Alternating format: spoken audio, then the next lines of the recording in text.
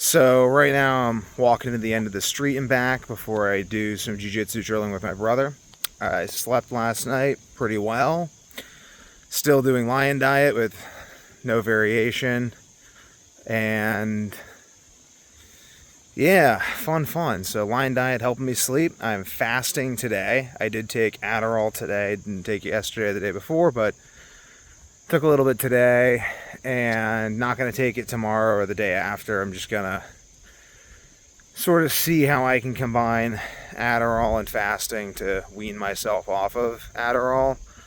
For the most part, Vyvanse, I guess, is what I'm prescribed now, but for the most part, because I feel like it really limits the way that I can think, like the number of ways I can think. It makes my thinking a lot more linear when my thinking benefits greatly from being a little bit more what some people would call all over the place, but what I call just deep thinking, like just good old-fashioned deep thinking. So, for instance, right now I'm thinking about a flyer campaign, a handing out cards campaign that I'm thinking about doing to get the supplements out there. I have other social media campaigns planned, but there's the Head of the Charles coming up.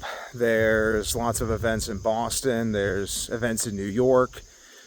And I'm close enough to New York. And there's also companies that, I started looking into this, there's companies that will do that for you for a price. That's how AG1 got started. AG1 got started from flyer campaigns in New York. Lots of different companies have gotten started from flyer campaigns. Oh, there's stuff. Oh, it's just grass. I stepped on something. It felt kind of furry, and I'm like, is that a dead animal? No, it's just grass. So AG1 started from flyer campaigns in New York, and so they're effective. Flyer campaigns can be effective, and now I'm thinking like, okay, how am I going to do this? Coupon codes, risk-free. I think risk-free is a great offer. I might do risk-free on the website without even a coupon code through the card. I'm thinking about this because there's lots of different ways I can get the message out there, and there's lots of different, like, I'm just thinking about this. Like, there's a lot of different ways I could go about doing this, and some of them could be successful, some of them could be less successful. One thing I'm thinking about is that I definitely want to put really beautiful images that people would want to keep on one side of the cards. Also, another thing I need to know is how big the cards are. So I have my brother right now researching card prices and various printers for cards so that I know exactly what we're working with here, because like the quotes vary dramatically. So sometimes, like, we're just seeing some that we can get 1,000 cards printed for like $50, and they're like Christmas card, full gloss, both sides. Like, those are good, but I'm thinking like, I'm trying to think like what's gonna cause people to buy. Who am I trying to target? Who do I want? And I've thought about it. I'm like, I really want someone who knows enough about supplements to understand B-complex, to understand the benefits of B-complex vitamins, and who understands that my B-complex vitamin is the best vitamin on the market. Because you could pretty much make anything else easily for yourself if you're determined enough. But the B-complex, not really. Sleep minerals, less so. Melatonin, I guess less so. Caffeine, I guess less so. But the B-complex is really interesting. I'm just thinking about this, and I'm like, okay, I mean, there's like the Prudential Center in Boston. How gung-ho are these people going to be? There's King Richard's Fair. There's the Topsfield Fair. How gung-ho are these people going to be to buy? And exactly who am I talking to here? Am I just looking for the few people who are going to love my supplements and understand all about my supplements immediately? Or am I finding people who are eager to buy anything new that they find interesting that's risk-free? And my supplements happen to be on the list of things that they can buy. So they're just like, okay, I'll just buy it because, I mean, they look cool. So I guess there's people I'd reach at the level of the science. There's people I'd reach at the level of the branding. There's people I'd reach at the level of like the mission. I'm like, I could talk to these people too. That's the other thing, is talking to them in person would definitely help me understand this better. And I think that that's really just what I need to do, is get some cards, get some ideas down of like what would actually encourage people to buy, and like think about that, like what would encourage someone to buy, what would encourage someone to take the next step, what can be communicated in person, what can be communicated via a sign, what can be communicated via a card. I mean, I think that this is sort of like why I want to stop taking Adderall, because this is a thought process that's very much benefited from not being on Adderall. Like really thinking like when certain ideas excite me off of Adderall, it's sort of like I know that they're going to hit. Whereas like on Adderall or on Vyvanse, I'm much less likely to notice.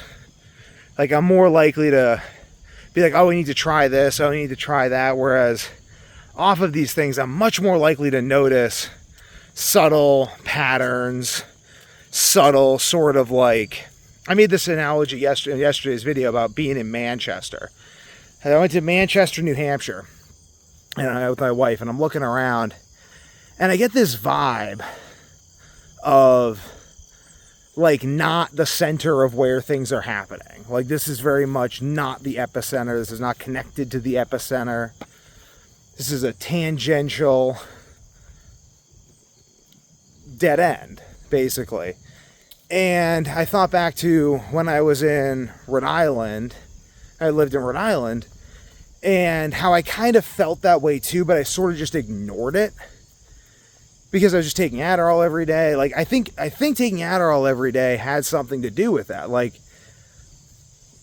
I don't like it's sort of everything becomes normal to me, whereas off of Adderall I'm much more like I'm unstable, but in a good way. I think I can control it with fasting and with lion diet, fish eggs, tea, drinking lots of tea, meditating, walking, exercise, push-ups, all this stuff. But I get more like agitated, like I'm like looking around and I'm like, it's less about like, oh, let's just do the entire plan and then circle back and then try to like figure out what happened, what went wrong, what went right. I'm more like, I'm gonna make this go right now. That's how I feel off of Adderall. It's like, I'm gonna make this happen right now. An analogy of wrestling and jiu-jitsu. So I have my systems in wrestling and jiu-jitsu. I have like my moves I like to hit. On Adderall, I'm very much like, I'm trying to figure out ways to implement those moves. Off of Adderall, I have the moves and stuff, but I'm just completely engrossed in what the other guy's doing and just any random openings or mistakes that I see him making. So it makes me a lot more attentive to my environment and a lot better at noticing anything anomalous at all. Like anything anomalous just stands out to me, to the point where it will stop me from doing the activity. But I think that this is good for sales in person. Like, is my pitch wrong? Am I what, am I in the wrong location? Am I dressed wrong? Like all these different things. These are all things that my ADHD brain will think about automatically. Also, another thing is because I haven't taken Adderall the past 2 days, it has less of an effect today. So you can see today's video, it's much more engaging than the video I made 3 days ago. Not yesterday, not the day before, but 3 days ago. Because if I take Adderall multiple days in a row, it kind of normalizes my thoughts more. Whereas if I just take it once, I just kind of get the stimulant effect.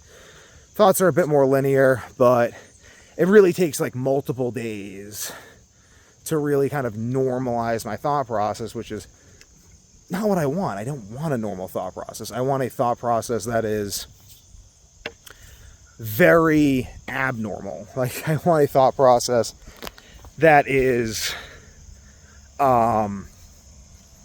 capable of noticing anything. Ultimately, that's really what I'm looking for. I'm looking to notice anything. Notice subtle expressions in people's faces. Notice anything that could tell me about exactly how to make this happen, because I know it's possible. Now that I know it's possible, my brain will make it happen.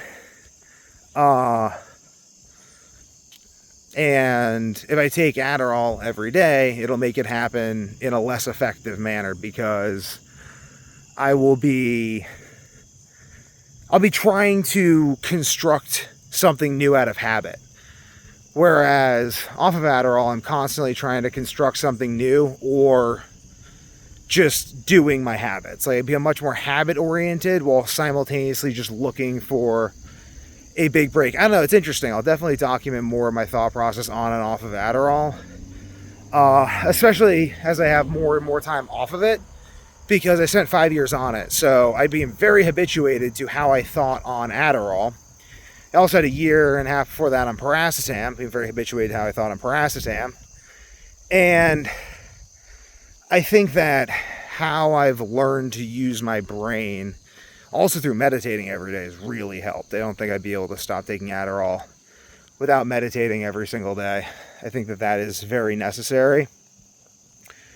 But just documenting how all these things affect me. Because one thing I will say is, like, Adderall, it makes me like the best factory worker ever.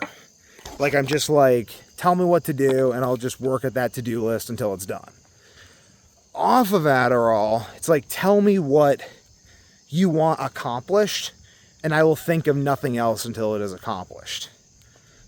I might not necessarily do it, like, I might get none of the things on the to-do list done, but I figured out there was something else that'll actually get what you want accomplished.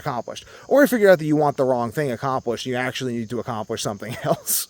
So that's sort of where there's a lot of thought, I think, that needs to go into life before, for me, just speaking personally, before I go off of Adderall. There's a lot of thought. Like, I need to really have these systems set up so that I'm not constantly changing whatever it is I need to do, because that's not helpful. I need to actually get things done. But at the same time, I have the systems set up so that whatever my attention latches onto, like, my attention, it's not random.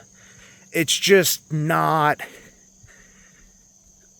it's grounded in whatever I think is the most important thing at that time, which right now, since I'm sleeping consistently, since I'm working on a company that's going to help me keep sleeping consistently, since I'm working on a company that's going to help me keep researching how to keep sleeping consistently, this is the most relevant thing. Like, when I first went on Adderall, I was obsessed with just researching sleep problems nonstop, but I was in college, I needed to do other things, and it was, then also I wasn't consuming green tea, so I think I had more iron built up in my brain, so there was just a lower base level of brain function going on than would have otherwise been going on.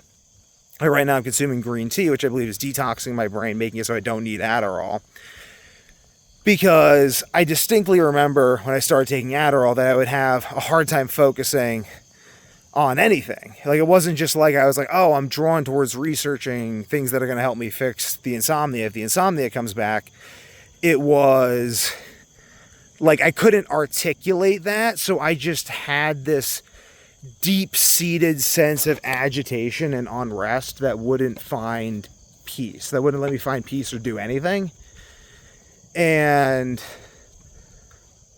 I think that that is definitely a problem with ADHD that people can run into, and that'd be something I'd want to see in the future, is if people with ADHD have all the same symptoms of ADHD their whole life, but if those symptoms don't become a problem until certain other things happen, until their mental health, physical health, whatever, drops below a certain threshold, until something comes up that they need to process, but their life won't let them process because their life demands that they focus on other things, then this creates internal conflict, which maybe creates deteriorated health, or et cetera, et cetera. I think that there's these other patterns, because the same ADHD that I medicated at the recommendation of the doctor that I got the diagnosis from and that my own belief that I should medicate it is the same ADHD that I love now, that allows me to sit there and think of like, what would people actually respond to, and to be right about it. Because that's a whole nother thing. It's like, yeah, you can come up with ideas what people would actually respond to, but there's something about my brain where I just know when I'm right with certain things like that. Because I'm like, well, I would respond to that.